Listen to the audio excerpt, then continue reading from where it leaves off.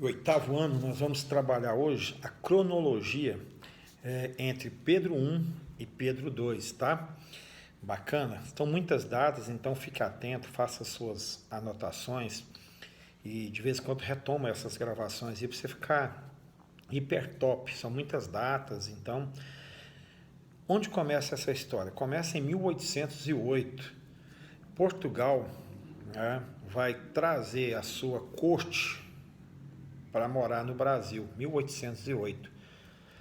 Você sabe que o motivo, né, a motivação é a famosa Guerra de Napoleão com a Inglaterra. Portugal é parceiro da Inglaterra, a Inglaterra está em guerra com a França ameaça a invasão de Portugal. Dom João pega a sua família, pega os seus bens, pega tudo que tinha, 15 mil pessoas e desce para morar no Brasil. Então, quando chega no Brasil, ele vai fazer então a famosa abertura dos portos. Eu chamo isso aqui de um bom negócio para o mundo todo. Como é que é isso? O Brasil só fazia negócio com Portugal.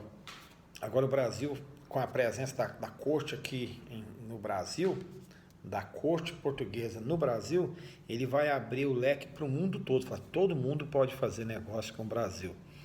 Então, cronologia, 1808, família real chega à colônia, né? E vai fazer a colônia agora virar algo com mais status, porque a coroa, quem manda no país é Portugal. E coroa de Portugal, o rei de Portugal, ainda não era rei, mas se tornaria rei logo, se tornaria então rei aqui, estaria regendo o Brasil a partir do próprio Brasil. Então, o Brasil com esse status importante. Muda a capital para o Rio de Janeiro, a capital era Bahia, então a partir de 1808 a capital se torna Rio de Janeiro. Em 1960 ela vai se tornar Brasília, né? Sede da coroa então, Rio de Janeiro, bacana. E 1818, tá vendo? A rainha morre em Portugal e quem vai se tornar rei então é Dom João. Dom João vai ser chamado de Dom João VI a partir de 1818. Então ele vai ser coroado rei de Portugal, mas morava no Brasil e tinha aqui a sua coroa, né? A sua sede da coroa. Quando a gente fala coroa, então, é porque é do rei e tal, bacana. 1820, nós vamos ter no Brasil, depois da morte, depois da coroação de Dom João VI, nós vamos ter a Revolução dos Portos. O que é isso?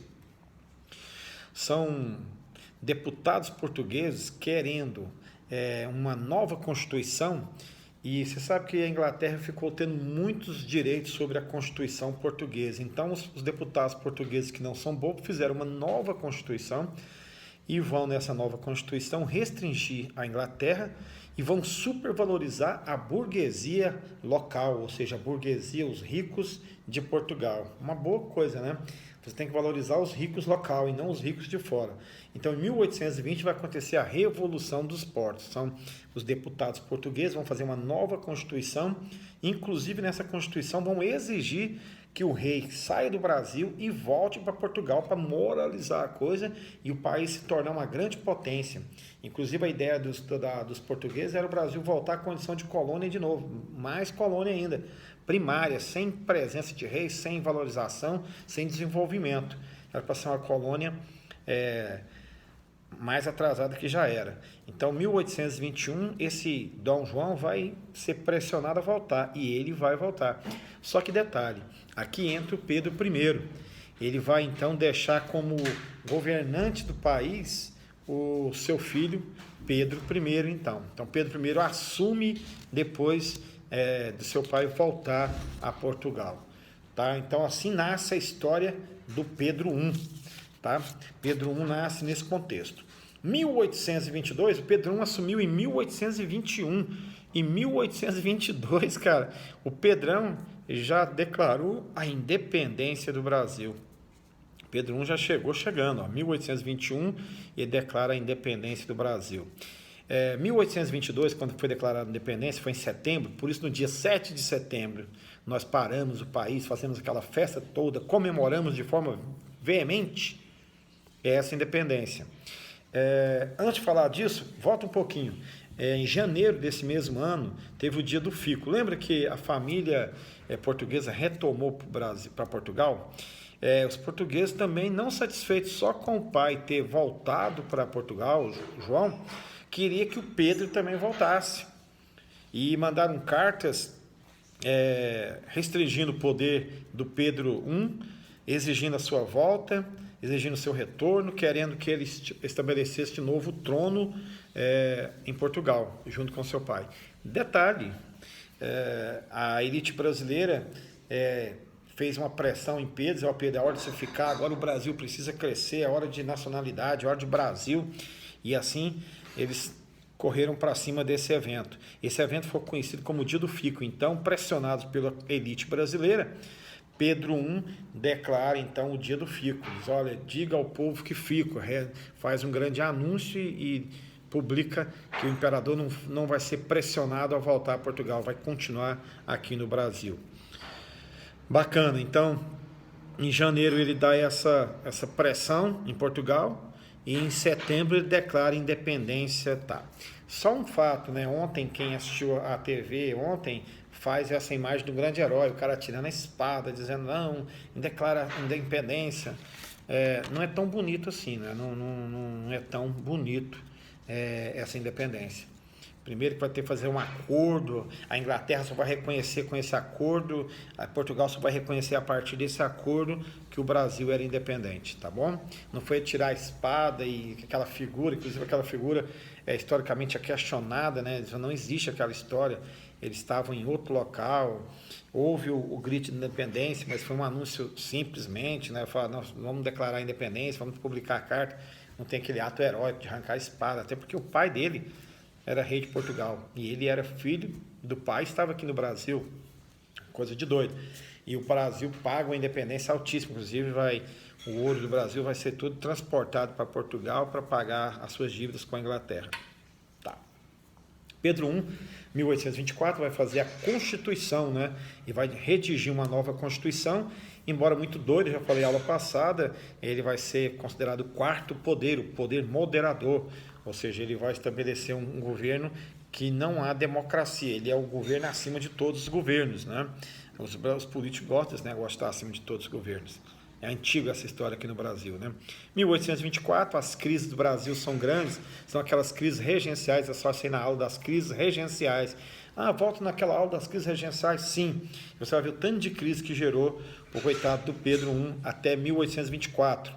E depois da sua Constituição, 1826, vai acontecer o seguinte, o pai dele morre, então lá em Portugal, então ele teria que voltar para assumir o trono, mas ele abre mão desse trono, né, em detrimento da sua filha, o seu irmão não aceita, gera uma guerra civil entre os dois, e logo, em 26 também, ele vai ser pressionado aqui pelos brasileiros, também estava pressionado em Portugal, pressionado no Brasil, ele resolve deixar o Brasil. Então, 1831, anota essa última aí, Pedro pressionado, tanto para Portugal quanto para o Brasil, ele vai deixar o governo em detrimento agora do seu filho. Ele deixou lá o governo de Portugal pela sua filha.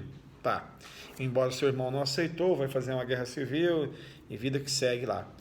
Então ele estava com esse conflito, lutando contra o seu irmão lá, queria tomar o trono dele, e aqui no Brasil ele vai ter que voltar para Portugal para resolver essas questões da Europa, e ele deixa então para governar aqui o seu filho, que é o Pedro II.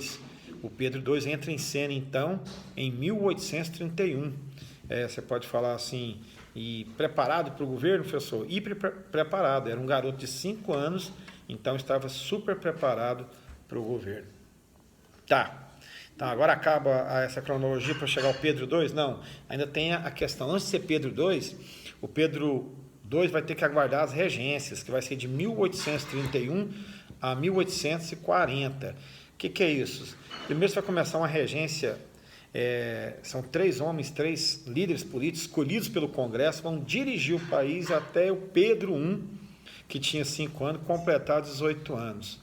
Só que no caminho de tudo isso vai pintar o golpe da maioridade, 1840, anota a última data, agora sim a última data.